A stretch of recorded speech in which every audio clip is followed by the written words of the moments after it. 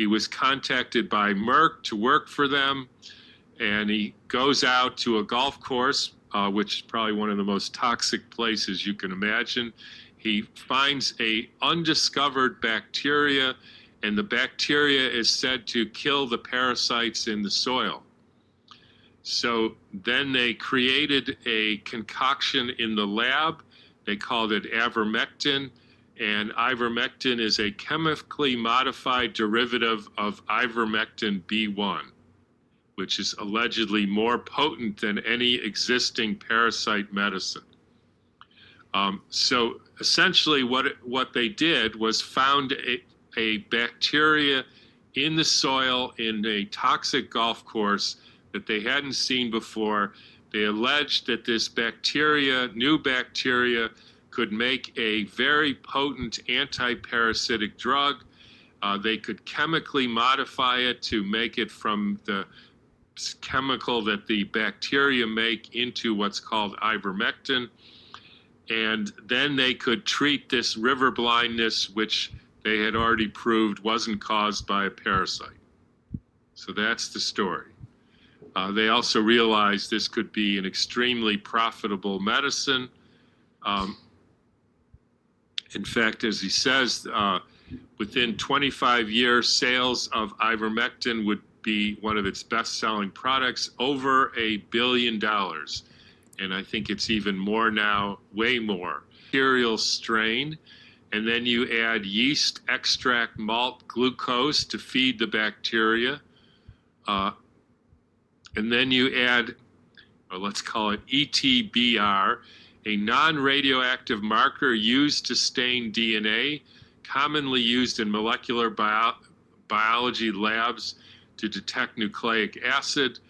So that's a toxic chemical that they put into the mixture, and then they have to use another one. It's called EMS, a commonly used chemical mutagen. That means it causes birth defects, used in experimental genetics. This is also put into the mix with the bacteria, and then they have they use ultraviolet radiation to stimulate the growth of the bacteria, and then they have a whole lot of other possible ingredients that you can see here. And all these ingredients result in the production of ivermectins, which they call industrial-derived mutants. But this product is a, quote, deadly insecticide, a ivermectin-based, or avermectin, abamectin, they're all the same family of chemicals as cockroach bait and then ant killer, etc. And then you look at, and then people will say, yeah, but ivermectin that's used for people is much more purified and clean and doesn't have all these other nasty chemicals in it. So here's the spec sheet for veterinary product, which they say is toxic to the central nervous system. In particular, it's a class 1 danger, and actually interesting, causes a host of skin issues which look curiously similar to what they call river blindness, which we've seen this before, that the treatment with chemicals and pharmaceutical products inevitably causes almost identical symptoms to what the original disease is supposed to look like. So here you can see different names of diseases which are confused with river blindness. So here you see more of the composition of the components of the ivermectin, and you can see some of the toxic components, propylene glycol, which has acute kidney injury, sepsis-like condition, which is basically a poisoning, misclassified as an infection. So, and here's other things, and even the purest ivermectin there is has a whole host of interesting toxic effects which are part of the investigation of it. And one of the most important ones is may cause fertility, damage fertility, or damage to the unborn child. This is the pure ivermectin. You'll see it is labeled as hazardous, damages fertilities, and causes harm in the unborn baby, which means it's a category 1A, which is known human reproductive toxicant, meaning it does cause harm, not just a suspect. It's also toxic to aquatic life.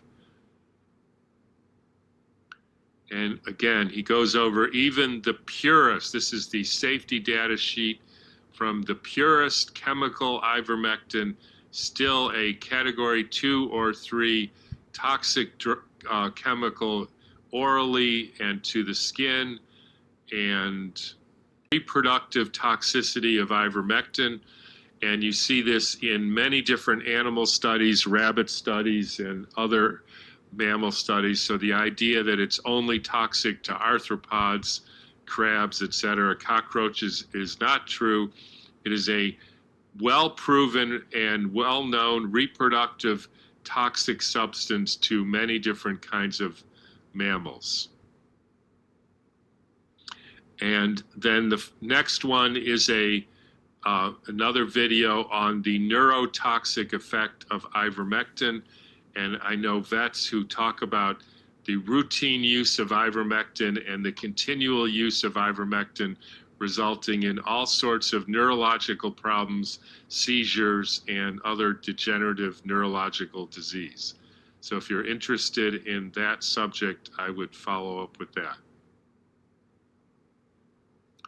So the summary is he couldn't find any evidence that black flies transmit larvae, which actually causes the disease. So it's very similar to many of the other things that we said. He also gets into the role of parasites, which is similar to what we found, that parasites are there to suck the toxins, especially heavy metals, from people or animals. So there is no evidence, to summarize, there's no evidence that the disease that they formulated ivermectin for or discovered ivermectin for was actually caused by a parasite. Probably had much more to do with the toxic chemicals that they eventually sprayed in the river and the displacing the people. And probably from before that, they were probably doing mining and using toxic chemicals that those populations had never been exposed to, setting up all kinds of problems. And like always, they blame it on an infection, because if you're a hammer, everything looks like a nail. And then they found this toxic chemical which kills just about everything and is responsible for neurological problems and fertility problems. And they thought this would be good for the developing world and the freedom people. That's probably an important part of this story. So if we don't get you with the vaccine and we want neurological problems and fertility problems of the people who are smart enough to not take the vaccine, we have another pharmaceutical product which is just the thing for this imaginary disease called COVID. And so that's where they came up with the ivermectin story.